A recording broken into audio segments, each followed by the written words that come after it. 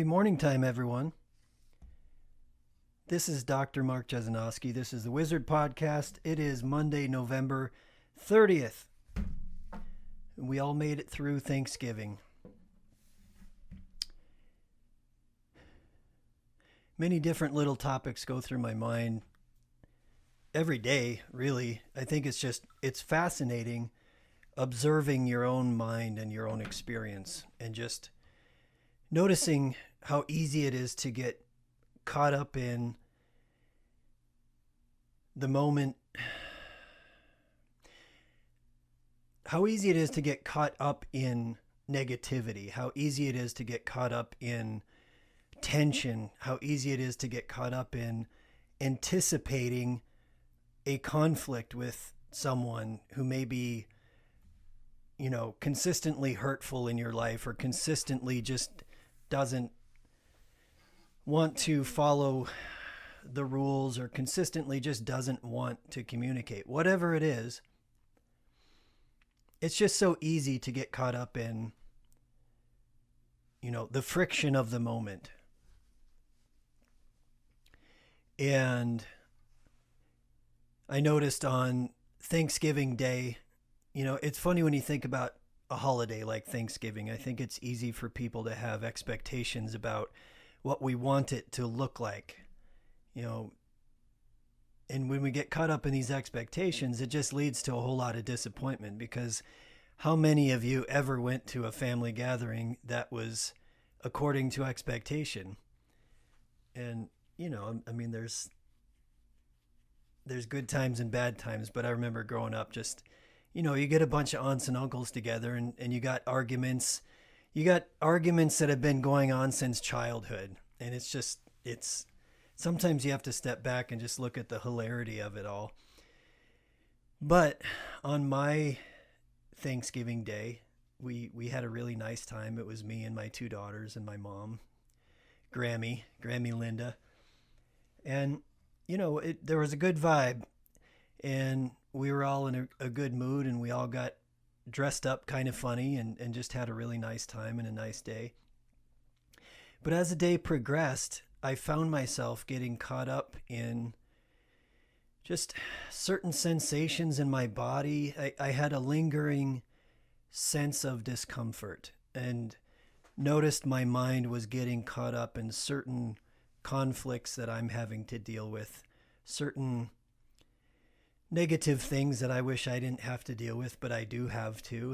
And it didn't escape me that this was the first Thanksgiving after divorce, after that separation takes place. And I could keep that secret and I could keep it hidden, but that'd be just bullshitting myself, and that'd be just bullshitting you. It's an adjustment. It's a grieving thing. It's okay, my mind is trying to hold on to certain things, or the mind is trying to... It's interesting how the mind will look at the way things were and say, oh, too bad it's not that way. The mind, the attachments of the body and mind will grieve the loss of things. And I'm not trying to intellectualize grieving. I'm just saying that I know in my heart, in my true self, in my spirit, I want to be in love in the present moment, to practice being in a place of love, to practice being in a place of just being positive and being present in a positive way with my children and whoever happens to be around me, and just for my own well-being. So, in those moments when the pain creeps up in the body, or the sadness creeps up, or whatever unnecessary conflict that's having to be navigated creeps up, I think most people just sometimes don't even know that it's there. It's just like this. It's like the fuel in the engine that leads to the argument, that leads to the anger, that leads to those people around you that you can feel, or even yourself. You feel their tension.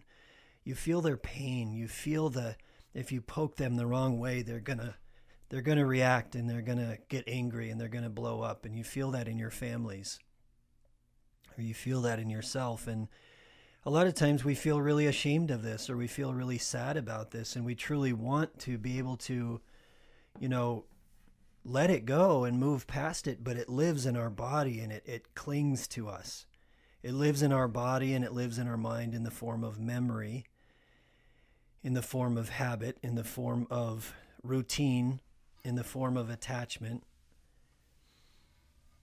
And to truly let these things go would be to truly grieve the loss of our egotistical self, of the story we've been telling ourselves about who we are in the world. And to truly grieve that loss, we would have to let go of being a victim. We would have to let go of having an excuse for our choices. That's that shadow work I talk about. Carl Jung, really introduced the concept of shadow in modern psychology, but, it's going into the deep, dark places of our mind and our body and our history that we don't want to go into. And maybe not the history so much as what is history? History is an illusion. The past is an illusion. It's a story that's acting out in our mind and our body in the present moment. It's just our mind is so freaking powerful that we create this thing we call the past, and we live in it, and we measure the present moment according to it. So rather than truly being in the crisp, clear beauty of the present moment, we are experiencing the present moment through a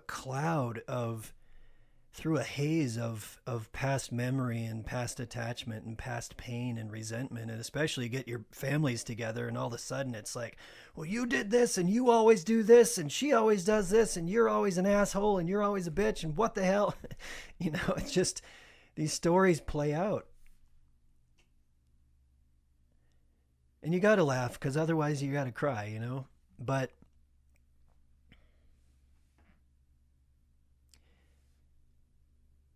on Thursday, I found myself slowly getting wrapped up in the pain, slowly getting wrapped up in, because you transition from, now we're doing the Thanksgiving thing to now we're doing the Christmas thing. Now we're getting a tree. Now we're decorating the tree. Now there's all those things that come,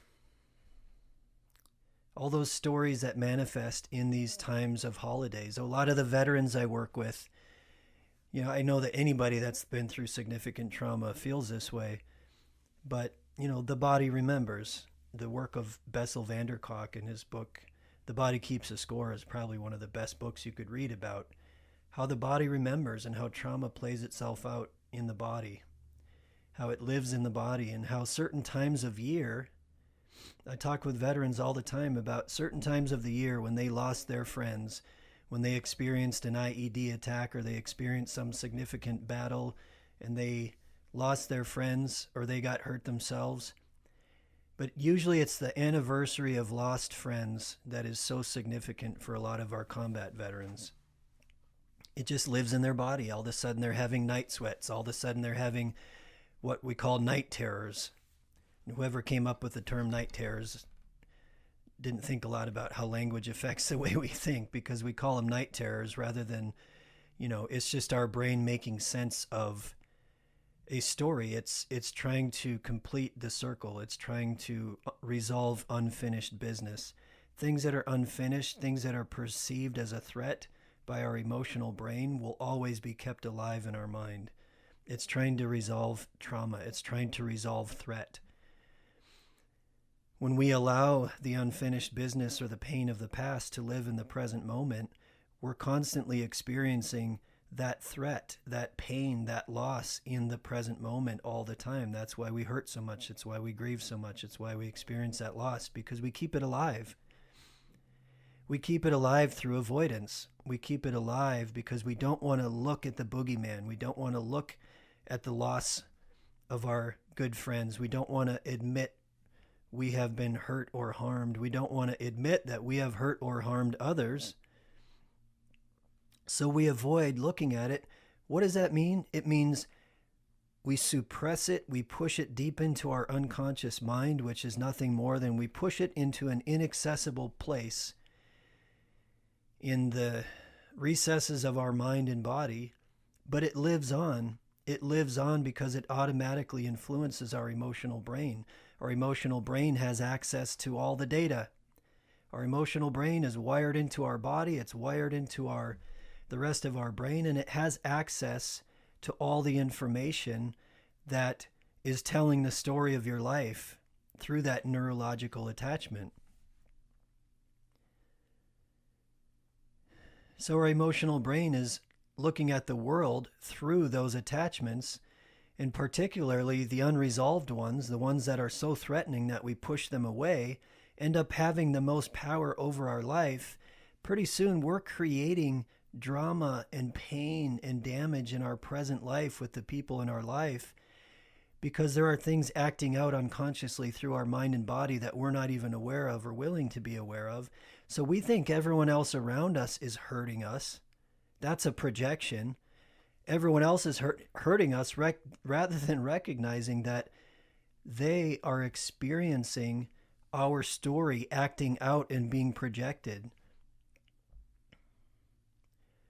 Bottom line is, if you refuse to come to terms with the stories you tell yourself in the present moment, either in the physical body or in the illusion of the mind, so to speak, in the place that we call thoughts and ideas and beliefs and all that.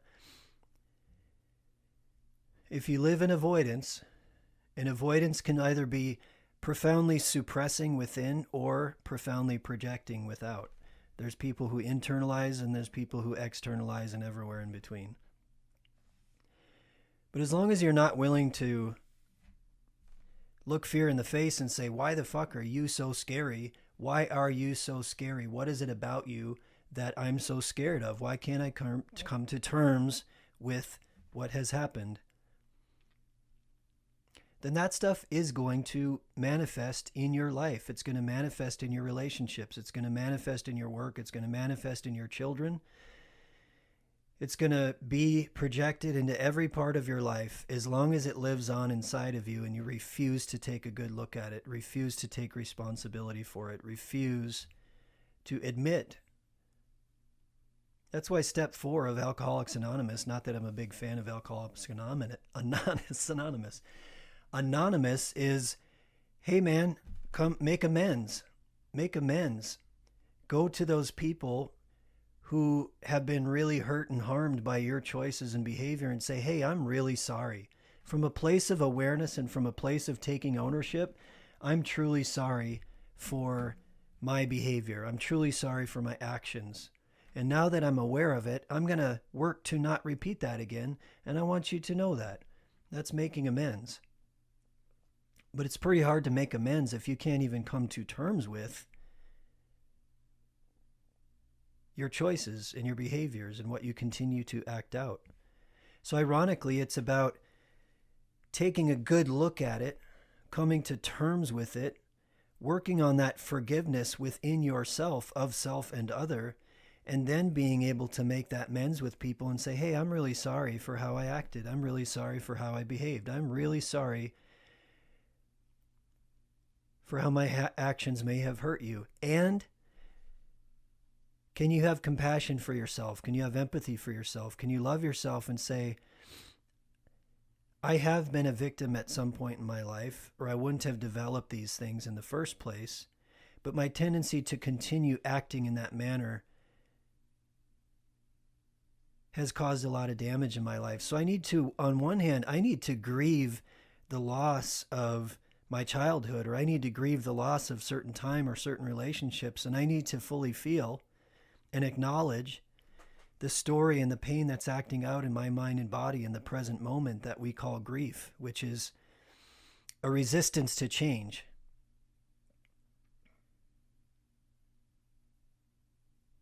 We don't often think about grief in terms of masculine and feminine, that the first stages of grief are really, people use the acronym DABDA: denial, anger, bargaining, depression, acceptance.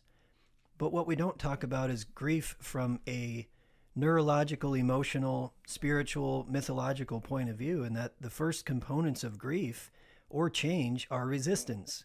They're denial and resistance. It's, nope, not going to come to terms with this. Nope, don't want to feel it. Can't think about it. can't take responsibility for it, don't want any part of it, blah, blah, blah.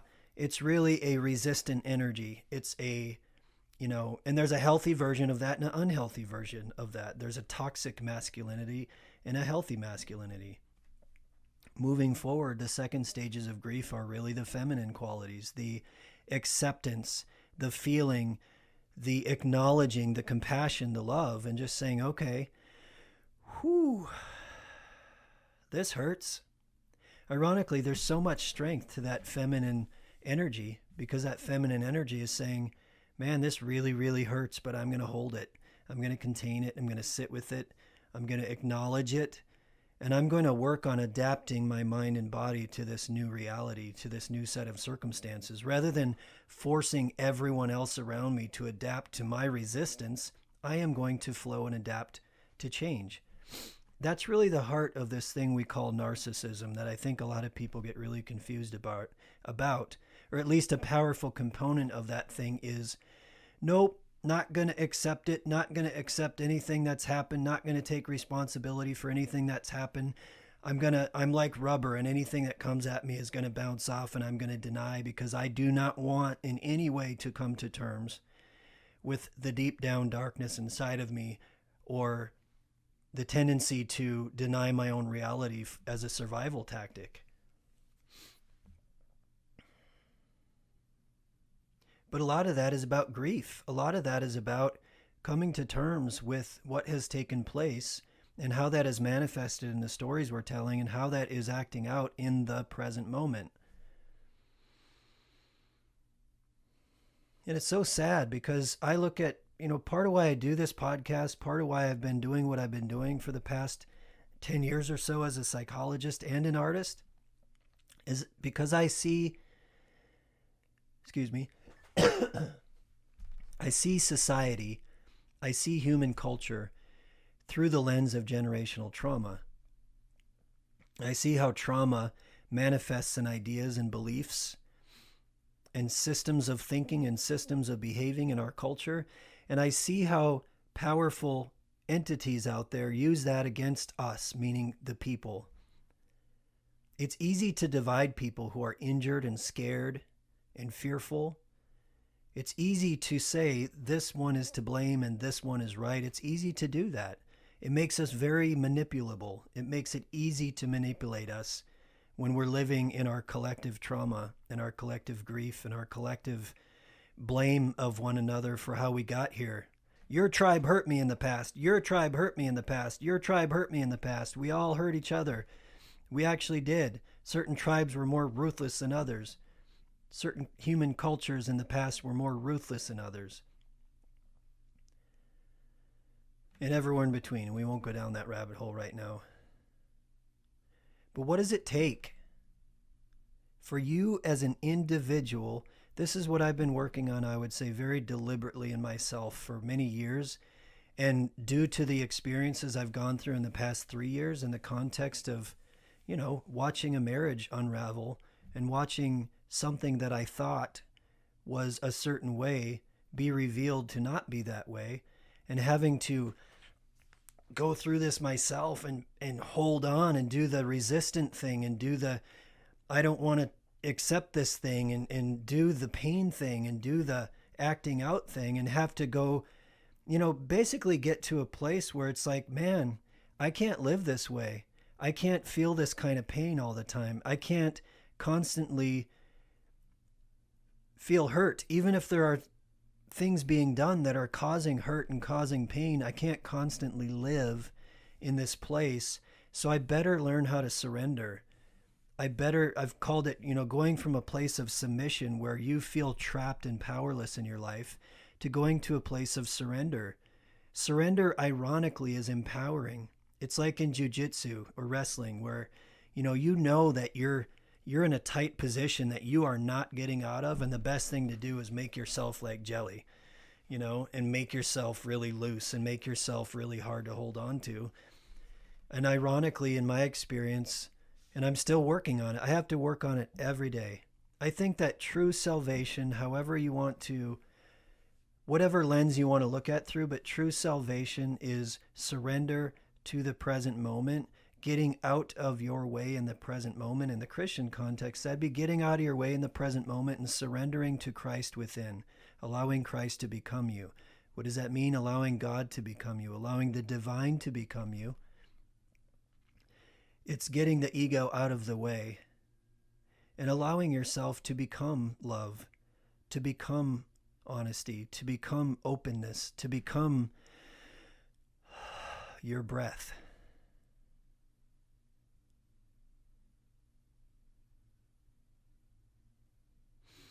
So I found myself working through that every day, and I found myself working through that on Thanksgiving.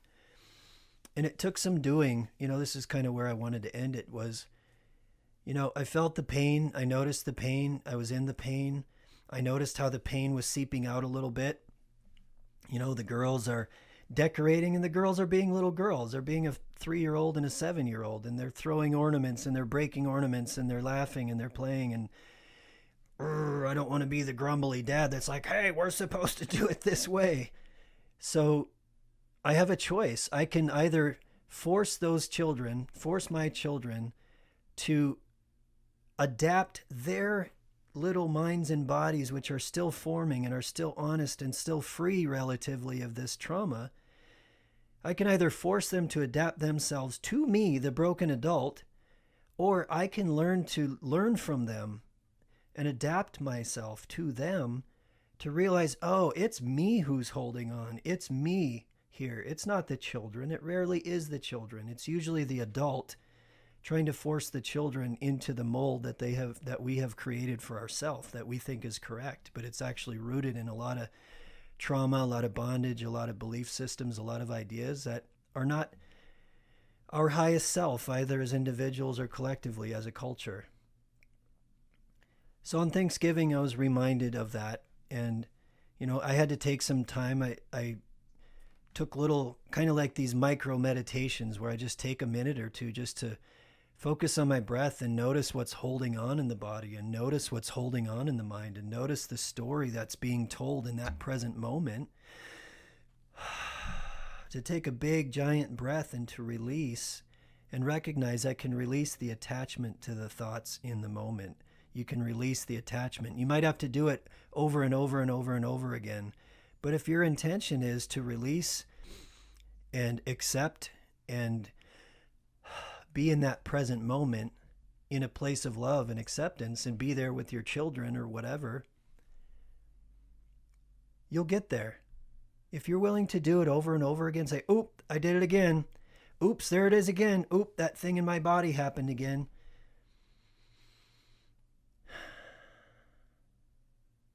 Oops, I did it again. That's probably where Britney Spears got that song inspiration from.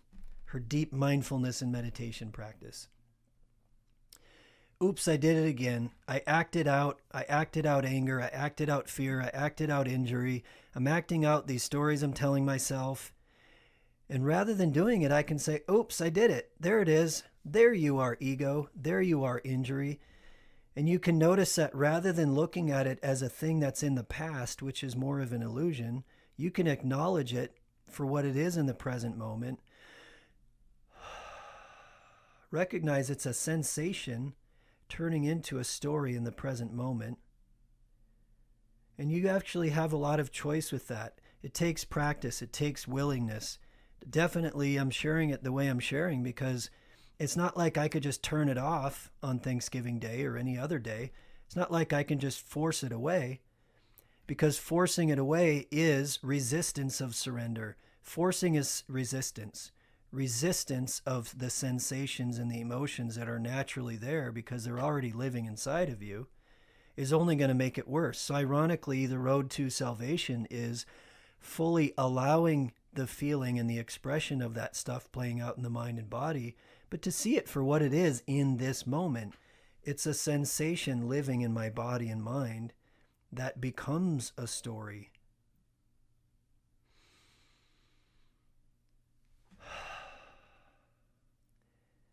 And I'll tell you what happened on Thanksgiving. I opened a book up by this guy named Ken Wilber. It's called One Taste. And it's basically a journal, but this guy's, a brilliant human being.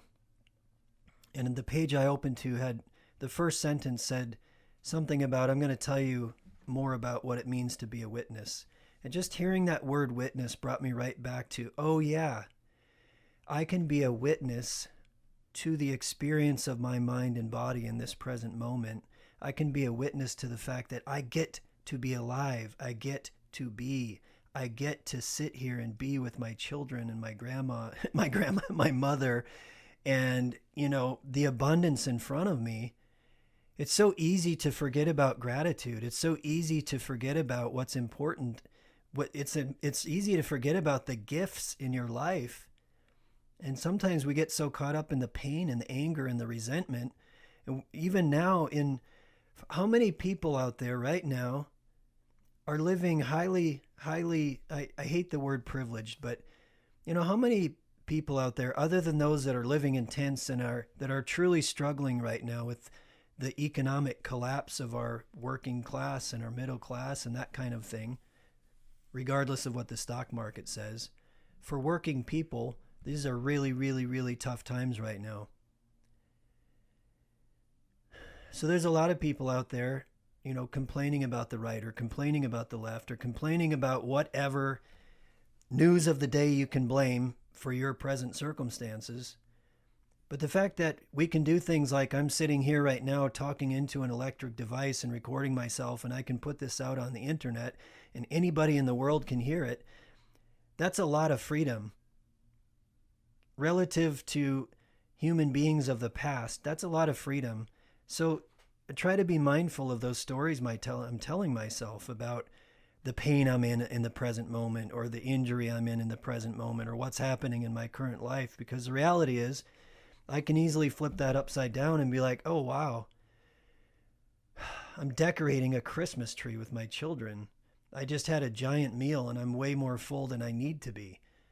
And there's people out there hungry, and there's people out there suffering, and there's people out there struggling. And here I am, tangled up in my own story, so much so that I'm not able to see with open eyes the beauty that's all around me, the beauty of the present moment, the beauty of being, the beauty of breathing, the beauty of just getting to be alive is sometimes enough. That's what Alan Watts said. Just being alive is enough. We always think we need to earn worth and earn value, and we're told that story by the society we live in. You're not worthy of anything unless you earn it, rather than the fact that you get to exist is a profound miracle, however you want to articulate miracle.